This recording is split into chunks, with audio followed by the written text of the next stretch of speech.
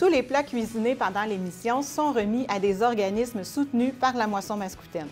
Bonjour et bienvenue dans ma cuisine.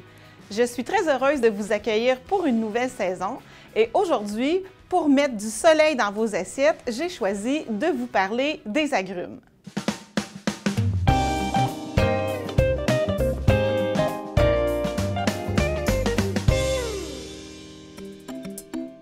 Est-ce que vous connaissez les agrumes? Est-ce que vous êtes capable de m'en nommer 5? Les agrumes existent depuis toujours. On pense que les agrumes souvent sont originaires du secteur de la Méditerranée ou de la Floride, mais en fait, elles sont originaires d'Asie. Ils ont migré environ 1000 ans avant Jésus-Christ vers la Mésopotamie et ensuite, entre le 8e et le 9e siècle avant Jésus-Christ, ils ont atteint les rives de la Méditerranée. Les agrumes ont par la suite voyagé au gré des grands voyageurs de l'époque et on dit que c'est Christophe Colomb qui les a introduits aux Caraïbes. Et c'est d'ailleurs aux Caraïbes qu'il y a eu la grande rencontre entre l'oranger et le pamplemoussier, d'où naquit le pomelo. Il existe 4 variétés d'agrumes qui sont à l'origine de tous les autres agrumes, alors le pamplemousse, le mandarine, le cédrat et le citrus papeda.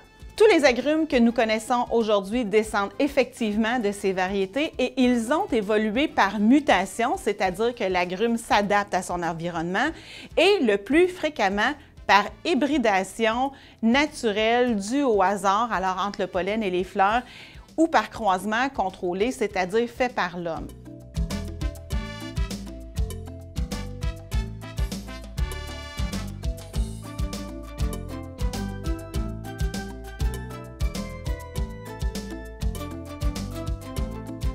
Pour le flan à l'orange, j'ai besoin de, pour le flan, 4 œufs, une demi-tasse de sucre, 2 tasses et quart de lait, le zeste d'une orange, une demi-cuillerée à thé de vanille. Pour la sauce, 2 cuillerées à soupe de sucre, un quart de tasse d'eau, le jus d'un citron frais, le jus de 2 oranges frais, 2 cuillerées à thé de fécule de maïs et pour la garniture, 2 oranges pelées, défaites en quartier ou tranchées finement. Dans une casserole, vous allez déposer le lait, la vanille et le zeste d'orange et je vais porter ça à presque ébullition, donc frémir.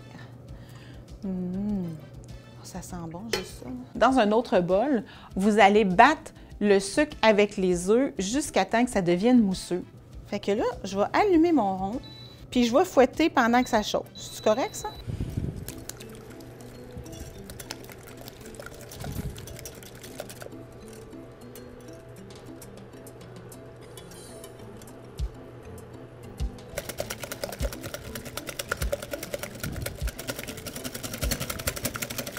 Ah ouais.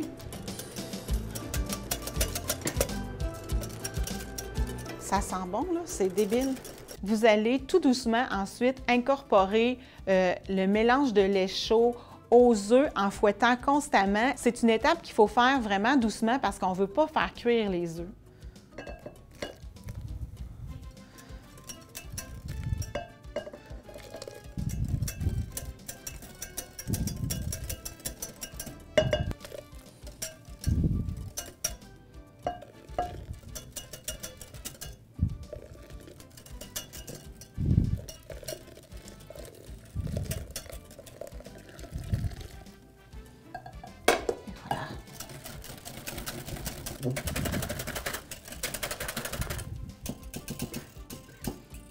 Ensuite, on verse ça dans nos petits ramequins qu'on a huilés auparavant.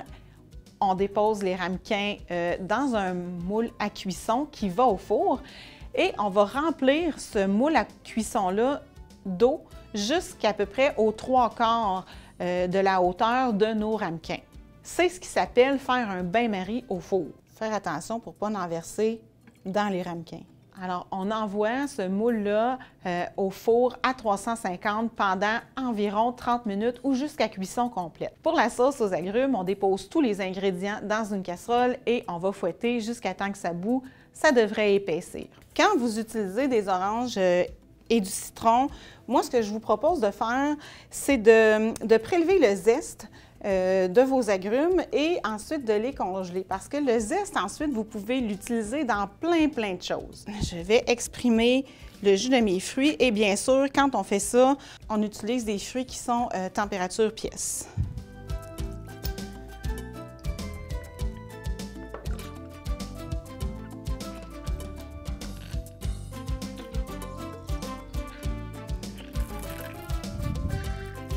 Alors, j'envoie tous les ingrédients de la sauce dans la casserole. Le jus, le sucre, l'eau et la fécule. Et on va brasser ça jusqu'à temps que ça bout sur un feu moyennement élevé. On la réfrigère aussi pour qu'elle devienne froide complètement.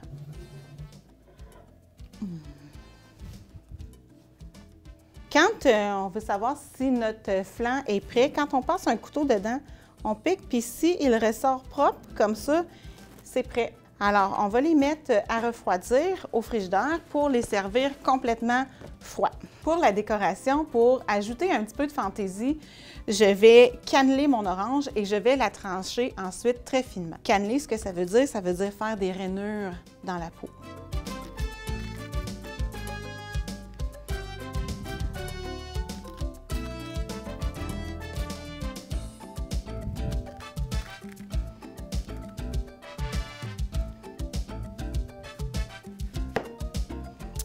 Et je vais pouvoir tantôt la placer de cette façon-ci, tout près de mon flan.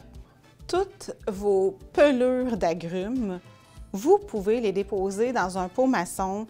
Puis là, vous remplissez le pot maçon jusqu'aux 3/4 à peu près avec des pelures d'agrumes, n'importe quelle, toutes différentes si vous voulez. Et ensuite, vous allez remplir le pot de vinaigre et laisser dormir ça pendant 3 mois. Au bout de 3 mois, vous allez l'égoutter et ça va vous faire un nettoyant extraordinaire.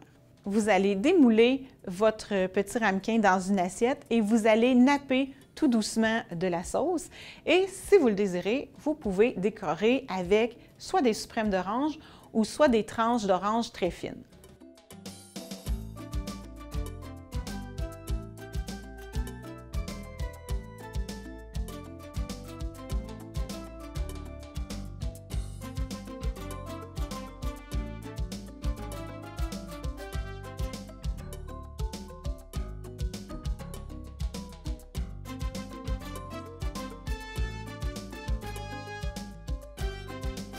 Le kombava, il a été découvert en Indonésie, puis introduit à l'île Maurice vers la fin du 18e siècle. Il y a juste le zeste du kombava et les feuilles séchées qui s'utilisent en cuisine. Sa chair est malheureusement beaucoup trop acide. Il a un goût très puissant, proche de la citronnelle. Il s'associe donc bien à vos recettes de poisson, de viande et de salade. Le kumquat.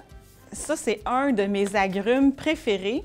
Alors, c'est le plus petit des agrumes qui est connu jusqu'à maintenant. On pense qu'il provient du sud-est de l'Asie. On le trouve aussi dans le bassin de la Méditerranée où aussi tous les autres agrumes se retrouvent. Ça aime le soleil. Alors, le kumquat, c'est des toutes petites oranges qu'on mange comme ça, sans les éplucher, comme une tomate cerise. Alors, on peut les confire, on peut les mettre dans des salades ou sur des viandes, on peut le tremper dans le chocolat. C'est vraiment un bon fruit. Et pour aller chercher le maximum de saveur, on va le presser, le rouler un peu là, pour qu'il soit vraiment savoureux.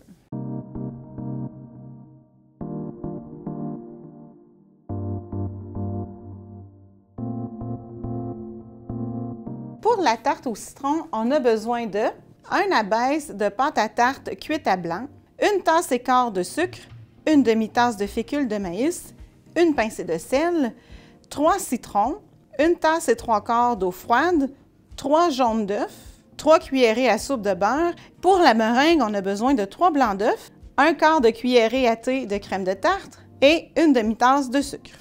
Je vais commencer par les citrons. Parce que dans la recette, on va mettre le zeste de 2 citrons et le jus de 3 citrons. Ça devrait donner environ 1 demi-tasse. Alors, pour le zeste de citron, il y en a plusieurs qui me disent « Oui, mais Chantal, moi, je n'ai pas nécessairement à la maison de zesteur ou de microplane. » Pas de problème, vous faites ça avec votre râpe. Si vous avez une râpe à 4 faces, comme ça, OK, je pense que c'est le modèle le plus courant puis le moins cher, vous allez utiliser la petite râpe. Ça râpe comme le fromage, mais en beaucoup plus petit. OK, c'est vraiment cette face-là que vous allez utiliser.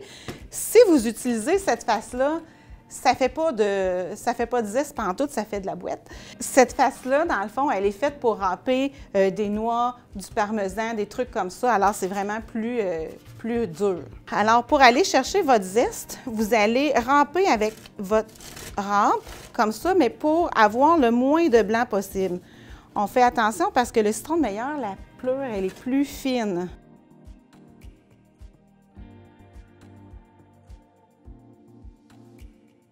Alors ça, c'est pour le faire avec la râpe. Si vous voulez le faire avec un zesteur, c'est un petit outil comme celui-là. Alors, vous allez, dans le fond, passer le zesteur sur votre citron, comme ça. Ça fait un zeste beaucoup plus parfait aussi, mais c'est souvent plus difficile qu'avec la râpe avec cet instrument-là. Et vous pouvez utiliser aussi la microplane qui, elle, vous râpez doucement. Faites attention parce que c'est vraiment coupant. Ensuite, je vais presser des citrons pour en avoir jusqu'à une demi-tasse.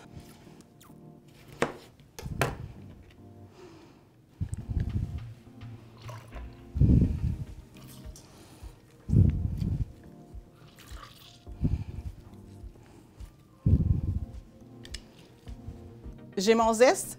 J'ai mon jus de citron. Ensuite, je vais séparer mes œufs parce que j'ai besoin juste du jaune d'œuf dans la garniture et juste du blanc d'œuf pour la meringue de tout à l'heure.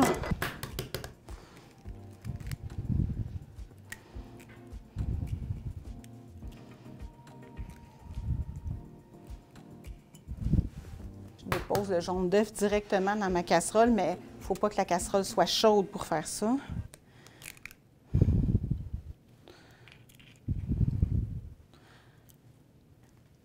J'ai mis du jaune d'œuf dans mon blanc.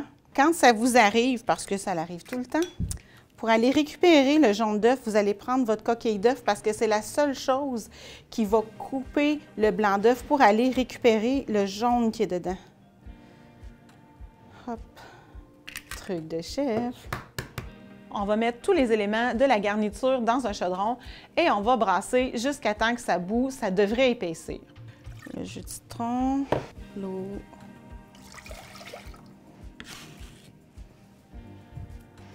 Un petit peu de sel, le sucre et la fécule. Et je vais fouetter sur un feu moyen élevé jusqu'à temps que ça l'ait épaissi, donc au premier bouillon.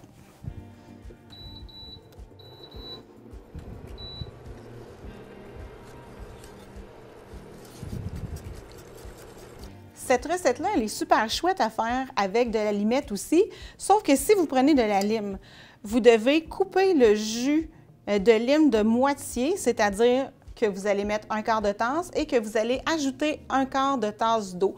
Parce que le goût de la lime est beaucoup plus prononcé et l'amertume aussi, elle est beaucoup plus prononcée qu'avec le citron.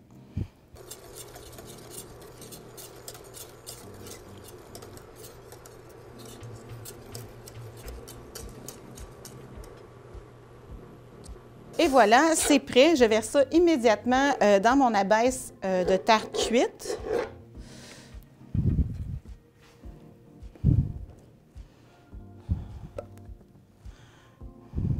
Je vous jure que quand vous allez avoir goûté à une tarte au citron maison comme ça, vous ne voudrez plus jamais rien savoir des préparations commerciales. Alors, pour faire la meringue, on va monter les blancs d'œufs en neige. Et quand ça va être presque ferme, on va ajouter le sucre et la crème de tarte pour que vraiment ça forme des pics qui ensuite ferment quand j'aurai fini de battre et que ça se tienne bien comme il faut.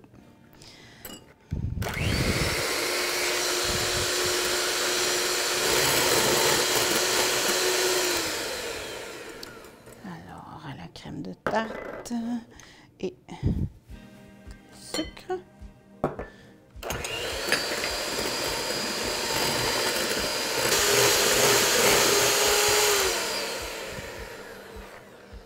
Alors, pour savoir si votre meringue est prête, c'est que quand vous levez, vous voyez, ça fait des pics mous, mais qui restent en pic. Alors, c'est à ça qu'on voit que la meringue, elle est prête. On va étendre ça sur notre garniture de tarte au citron et on envoie ça sous le grille du four jusqu'à temps que la meringue elle ait une belle couleur dorée. Là, si vous avez un petit banc pour mettre à côté du four, c'est le moment. Ah, ben, gars, c'est pas pire. Tiens. On a juste à la mettre au froid et la servir quand elle sera complètement refroidie.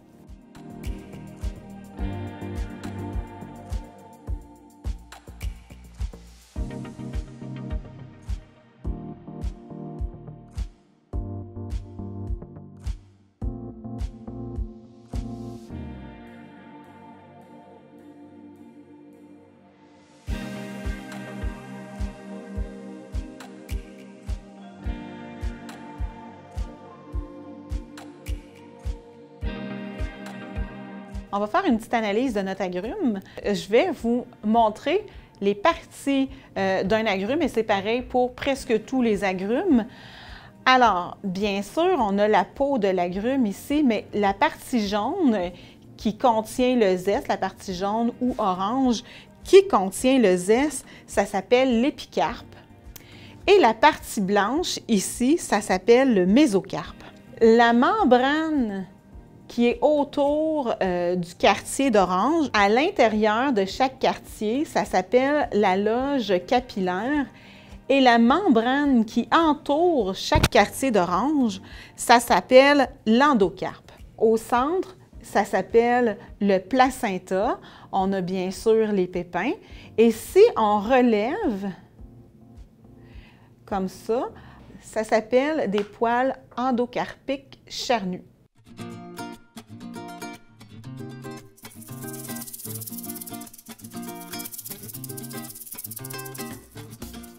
Pour le poisson à la salsa d'agrumes, on a besoin de 4 filets de poisson blanc. À l'occurrence, ici, on a de l'aigle fin, un filet d'huile, du sel, du poivre, un pamplemousse, un orange, un citron et des échalotes ou de la ciboulette. On va tout d'abord prendre nos filets de poisson, on va les déposer sur une plaque à cuisson munie d'un papier parchemin ou d'une feuille de cuisson. On va verser un filet d'huile dessus, salé poivré. On envoie ça au four à 450 pour 12 à 15 minutes jusqu'à temps que vos filets soient bien cuits. Il y a une petite confusion dans l'appellation de pamplemousse pomelo. Fait que nous, ici au Québec, on dit que ça, c'est le pamplemousse et que ça, c'est le pomelo, alors que c'est vraiment l'inverse. Le pomelo, c'est lui et le pamplemousse, c'est lui. Lui, c'est vraiment le fruit qui est mère de beaucoup d'agrumes et c'est vraiment lui qui est le pomelo qui descend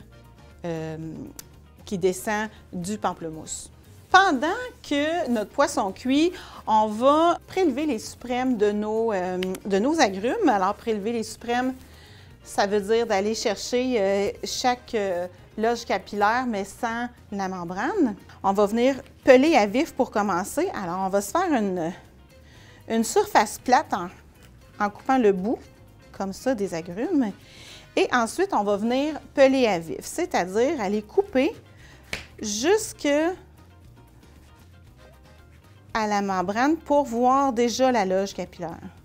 Et ensuite, avec mon couteau, je vais tailler de chaque côté de la membrane pour aller vraiment chercher le suprême.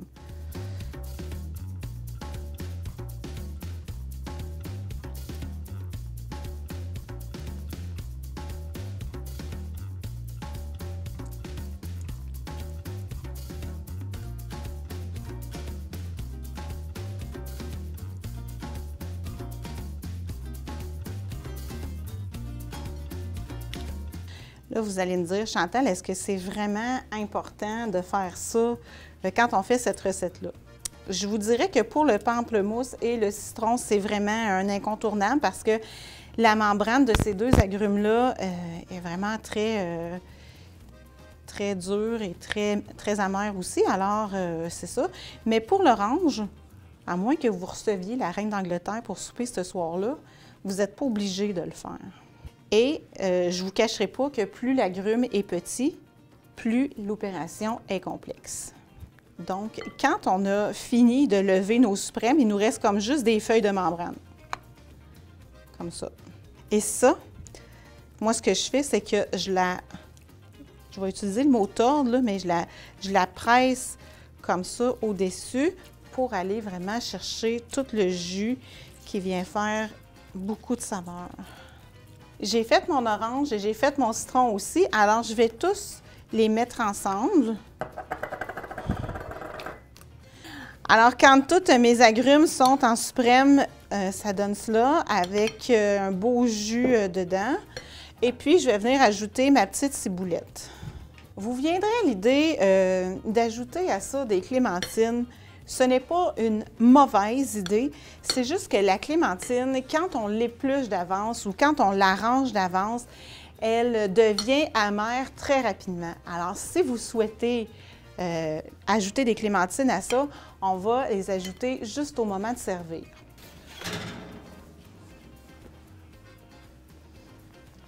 Pour vérifier que notre poisson est bien cuit, dans le fond, on va venir passer une fourchette dedans et quand c'est floconneux comme ça veut dire que c'est cuit.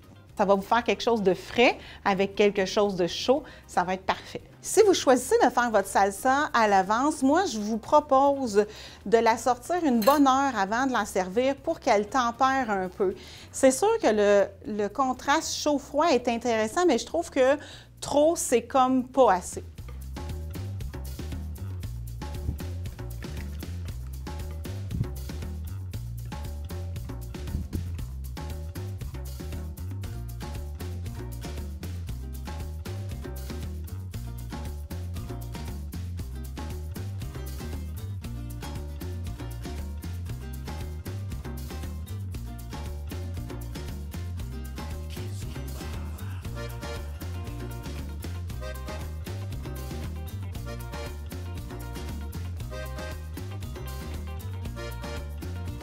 Le cédra qui s'appelle la main de Bouddha. Ça, c'est vraiment intéressant. Vous irez voir ça sur Internet. C'est un agrume qui est aromatique. Bien sûr, il est originaire d'Asie. Il est particulier parce que c'est pas un agrume qui est rond. La main de Bouddha, elle s'appelle comme ça parce que ça nous fait vraiment penser à une main avec ses doigts qui poussent sur cet agrume-là. Ce qui est particulier, c'est qu'il n'y a pas de chair dans cet agrume-là, il y a comme juste de la pleure. Et c'est vraiment son écorce qui est très, très appréciée parce qu'elle donne un parfum qui est très puissant, qui est vraiment savoureux aussi, qui va être à consommer autant cuit que cru dans un pudding chaud ou sur un poisson, ça va être parfait.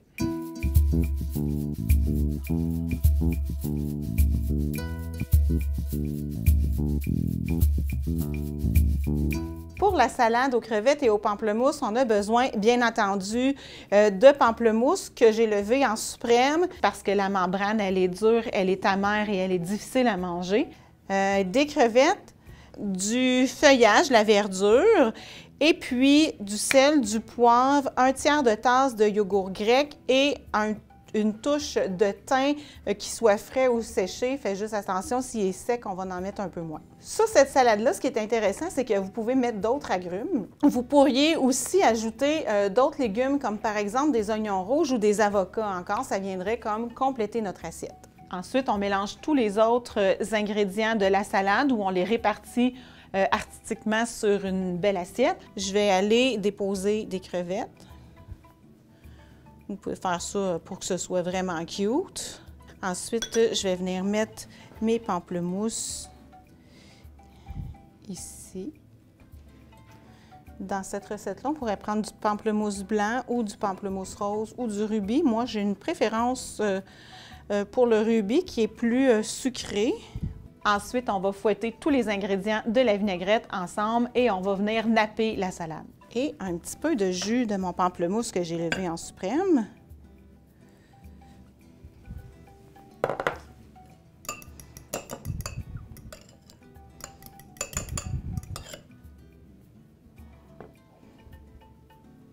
pourquoi pas ajouter quelques zestes d'orange pour venir décorer tout ça.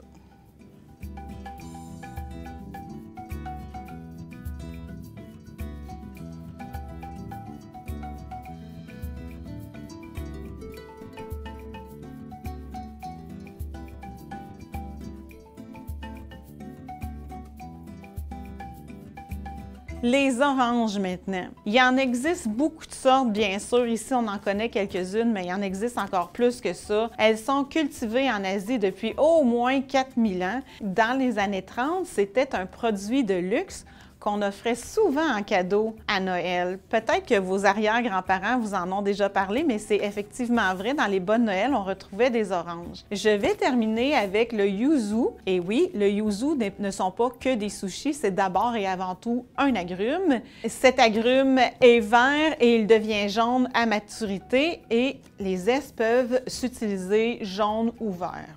On utilise le yuzu pour son zeste essentiellement puisque cet agrume n'a pas beaucoup de jus et a beaucoup de pépins. Les agrumes sont recherchés beaucoup pour leur chair, pour leur jus, pour leur zeste, bien entendu dans les cocktails.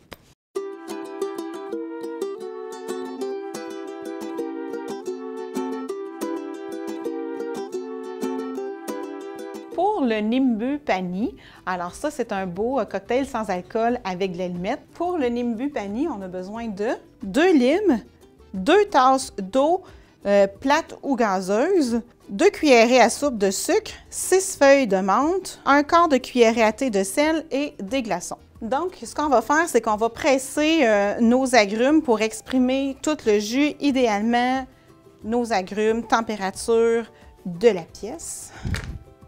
On va exprimer ça au-dessus d'un pot, comme ça. Alors, notre jus est exprimé. On va ajouter 2 cuillerées à table de sucre. Le sucre est facultatif, hein? Vous pourriez choisir juste de le saler. J'avoue que nous, on aime ça plus sucré. On va mettre du sel, la valeur à peu près d'1/4 de cuillerée à thé.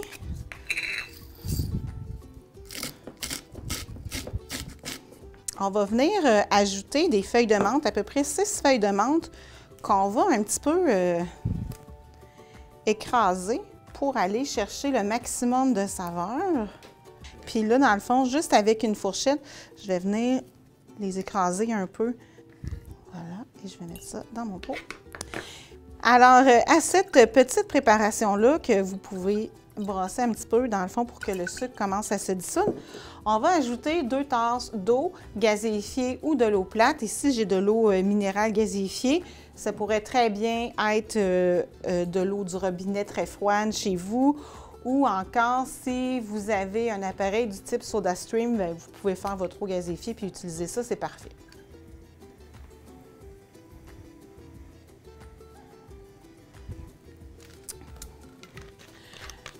Je sais bien que dans la recette, ils nous disent de mettre ça au blender, mais si vous mettez de l'eau gazéifiée au blender, il ne restera plus ben du gaz si c'est l'effet que vous recherchez.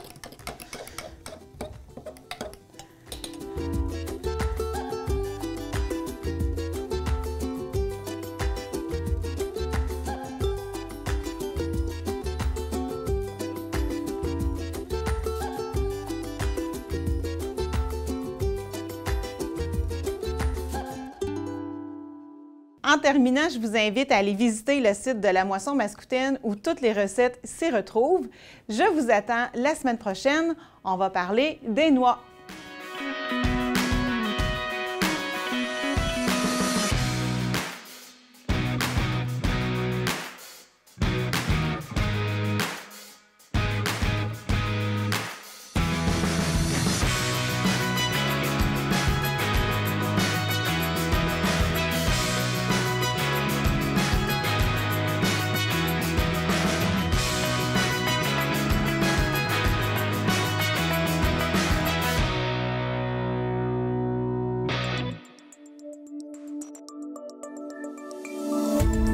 Cette émission d'Accès est appuyée par Cogeco et est rendue possible grâce à la collaboration de la communauté avec Nous TV.